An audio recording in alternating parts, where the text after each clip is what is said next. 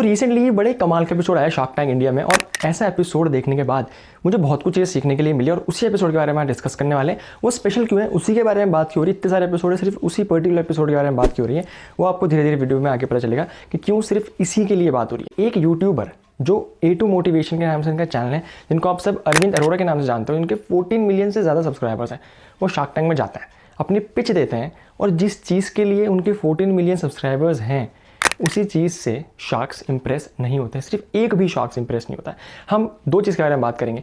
पहला जो कि है इससे सीख क्या मिलती है, और दूसरा कि इसके रीजंस क्या थे उनके फेलियर के। तो सबसे पहले पॉइंट पे आते हैं, डायरेक्ट सीख क्या मिलती है। इससे इतनी बड़ी सीख मिलती है हमें कि वो ये है कि अगर आप किसी चीज़ में सक्सेसफुल हो, आपने बहुत मेहनत की और आप 10 चीज़ें फेल हो, किसी एक चीज़ में सक्सेसफुल हो गए, अब इसका मतलब ये नहीं है आप आगे की भी 10 चीज़ में सक्सेसफुल होंगे। अब ये किस स्टैंड पॉइंट से आ रही है या फिर इसके कितने बड़े वैल्यू है इस बात की, वो आप अपने आप इवैल्यूएट करके समझना। मेरा काम था ये बोलना और आप तक पहुंचाना।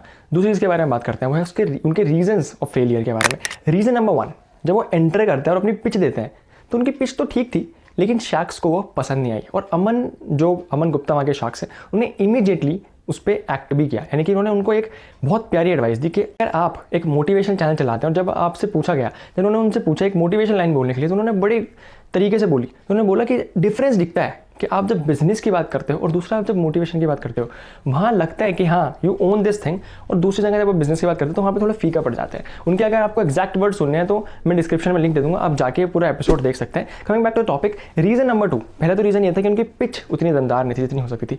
दूसरा जो कि बहुत बड़ा रीज़न है, अनुपम मित्तल जो शार्क है वो सबको समझा कर थक गए कि भाई अगर आप यहाँ पे आ रहे हो ना इस मंच पे, तो आपको कुछ चीज़ें बड़ी ही बारीकी से पता होनी चाहिए, और वो कुछ उनका एक ही है कि आपको एक चीज़ बड़े तरीके से पता होनी चाहिए, वो है अपने बिजनेस के बारे में नंबर्स। यानी कि अगर आपको अपने बिजनेस के बारे में नंबर्स नहीं पता तो आप यहाँ पे आइए ही ना, यानी कि आप अपना होमवर्क करके आइए।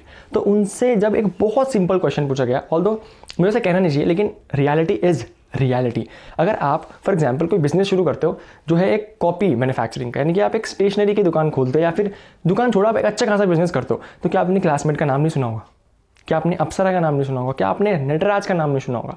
तो आपको इनका नाम एब्सोल्युटली पता होगा अगर आप इस इंडस्ट्री में घुस रहे हो। तो उनका जो बिजनेस मॉडल था वो था एक ऐप, इसका नाम था कॉन्कर करके, अभी स्क्रीन पे आ भी रही होगी। उसके जो ऑपोजिशन में बिजनेस मॉडल्स थे, तो सबसे बड़ा बिजनेस मॉडल वो है सीखो करके। और जब उनसे पूछा गया आपने इनका नाम सुना है, उन्होंने इनका नाम तक नहीं सुना था। और उनसे जब उनके बारे में पूछा गया, बिजनेस के बारे में कुछ नंबर्स पूछा गया, तो he said I have to look into that. यानी कि उनको बोला गया कि आपको ये नंबर्स भी नहीं पता, यानी कि not knowing properly about your own business. बहुत बड़ा रीज़न था उनके डील नहीं मिलने का, और ये सबसे बड़ा रीज़न था मेरी नज़र में। तीसरे रीज़न पे आता है, दूसरा रीज़न हो गया not knowing about your business.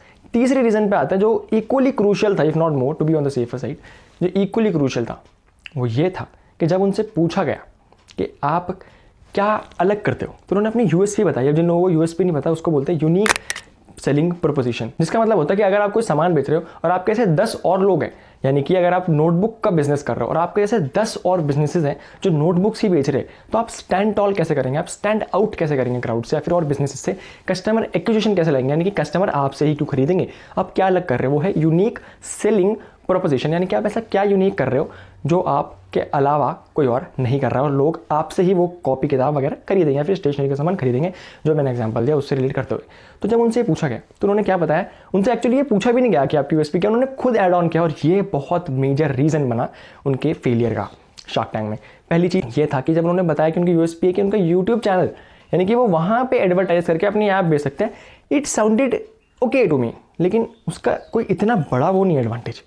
आप कुछ पैसे लगा के और यूट्यूबर्स को लेके अपनी ऐप बहुत प्यारे तरीके से प्रमोट कर सकते हैं, लेकिन हाँ उनका नाम है यूट्यूब पे और उससे लोग उनकी ऐप पे आते, लेकिन 5 years down the line, 10 years down the line क्या आपके प्रोजेक्शन बिजनेस को लेके वो क्लियर नहीं था। और इवन जो उनके डाउनलोड्स हैं, रिव्यूज़ हैं, दैट इज़ प्रीटी गुड, लेकिन जो उनका एक्चुअल में कमाई है, जिनकी एक्चुअल में कमाई है, यानी कि बच कुछ के उनके 2 लाख रुपये घर आता है, विच इज़ प्रीटी लेस ऐसे नंबर ऑफ डाउनलोड्स पर। तो यानी कि उनको बिजनेस पे इतना अच्छा भी कमांड नहीं है जो कि शार्क्स ने बोला। और एक और बहुत ही बड़ा रीज़न इन सबसे अलग, जो कि मतलब बहुत ही बड़ा रीज़न है, वहाँ जाके ही ब्लंडर कर देना। यानी कि आप अगर किसी को समझा रहे हो इतने बड़े स्टेज पे, तो चीज़ या फिर पिच ऐसी होनी चाहिए जो क्रिस्टल क्लियर हो। जब उन्होंने पिच करना शुरू किया, शुरू में ही वॉज रियली गुड, लेकिन जो बीच में आके उन्होंने अपनी आस्क बताई ना, वो आस्क कुछ थी नहीं। वो कभी कह रहे हैं मेरी एक्स अमाउंट की वैल्यूएशन है, हम आपको आधे में देंगे कंपनी। अगर आप कुछ भी ना दो, शगुन के 1 रुपये दे दीजिएगा और हम आपको 0.1% डाइल्यूट करने के लिए रेडी हैं। मतलब सब कंफ्यूज हो गए कि आप चाहते क्या हो। तो अमन ने या फिर बाकी शार्क्स ने पूछा कि आप एक्चुअली में चाहते क्या हो, तब उन्होंने बोला कि मेरे को XYZ अमाउंट चाहिए for XYZ% of equity in my company. तो यानी कि जब आप वहाँ जाते हो तो भाई be as simple as possible.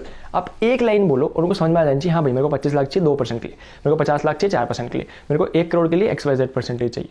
Simple and crystal clear, ये बहुत ज़्यादा इंपॉर्टेंट है। तो आपको 3-4 रीज़न मैंने दे दी जो मेरे हिसाब से मेरे को लगता है कभी मैं ऊपर नीचे गया और तो I am sorry for that. और इस वीडियो से मेरे को किसी को भी डीफेम करने का कोई भी उद्देश्य नहीं है। इस वीडियो से मैं आपको इतना बताना चाह रहा था कि इस एपिसोड से हमें क्या सीखने को मिलती है। और अगर आप एक लेवल तक हो तो ज़रूरी नहीं है कि आपको XYZ चीज़ में अच्छे हो तो ABC चीज़ में भी आप अच्छे होते हो। विद प्रैक्टिस ऑफकोर्स अच्छे हो सकते हैं, पर एक बात है कि उनमें इतना दम है कि वो शार्क टैंक तक गए, लेकिन बाकी लोग तो सोचते रह जाते कि भाई ज़रूरत क्या है। So big applause to him for this. बाकी आपको क्या लगता है कि क्या इनके रीजंस रहे हैं? मैंने अपने रीजन दे दिए, आप अपने रीजंस कमेंट करके बताएं। And see you in the next one.